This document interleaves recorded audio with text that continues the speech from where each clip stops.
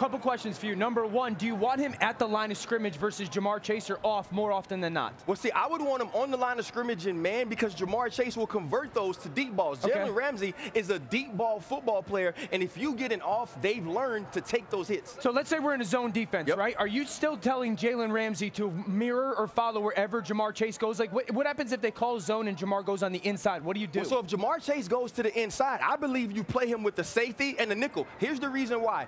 Throughout the entire season, including the playoffs, Jamar Chase has 20 catches for 300 yards in the slot. He now doesn't become the primary receiver. In those cases, why don't you move Jalen to T. Higgins, and then you can double and shade the safety away? I love that. Next question, what happens if I start him on the left side of my formation and you're matching him and I go all the way across? Are you running with him or are you kicking it? So here's the thing. You have to kick it. I feel like you have to kick it in zone, but if you're in man-to-man, you obviously So if you're in man, you're going to run him with him the whole time. I'm running with if him we're the whole in zone, time. I'm not changing it. And you're going to understand it's zone, you might get a better matchup or still in zone coverage. Right, you might get a better matchup, but now we also know we could slide the safety to Jamar Chase's side, and the Rams also have shown us that they're okay with you getting short passes to move the football down the field other than the big play. And I think a big part of this game is who kind of wins that chess match, right? What's the plan for the Rams defensively? How do the Bengals move Jamar around, and then what's the alter kind of ideas for Jalen Ramsey in that defense? I say watch this. Watch for him to be used the way New England used Darrell Revis.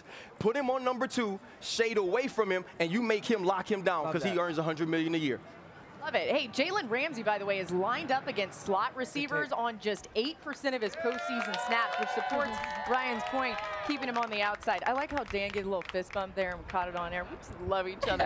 Okay, Marcus, let's keep talking about the secondary, because let's say that Ramsey does shadow Chase. So what does that mean then for the rest of that Rams secondary? Spotlight on the second guy, the guy that has T. Higgins. Look, T. Higgins went for 100 yards against Kansas City, and the only reason he did because it was a favorable matchup, right? We understood that they were going to take Jamar Chase away. That's usually a coach's best course of action. And I love what RC just said, taking number 2 away. The only problem I have with that is that they will force feed this ball to Jamar Chase this week. They will try to get it in his hands every possible way. So I think the spotlight goes on Darius Williams. It goes on whether he's guarding T. Higgins or Tyler Boyd in certain situations, because that is the best path forward for Joe Burrow. And remember this too, MK, and we're going to talk about this as the week goes along.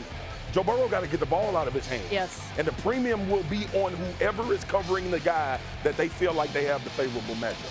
You know, Eric Weddle, if we think about the rest of this secondary for the Rams, I mean, he came off the couch directly into the NFL playoffs. How has he been so impactful in this postseason? First, I like how we talk about Eric Weddle like he was in a retirement home. He's a year older than me, but it is actually remarkable. Frankly, I didn't think he would play this well coming off of street the way he did, and I was amazed, particularly in the last game against San Francisco. He was flying around the field, making tackles, so dynamic against the run.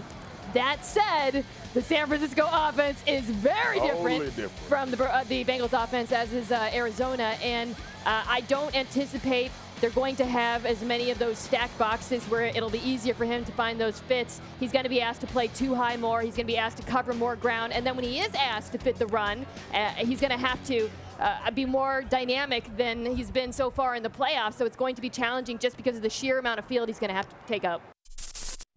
Thank you for watching ESPN on YouTube. For live streaming sports and premium content, subscribe to ESPN+.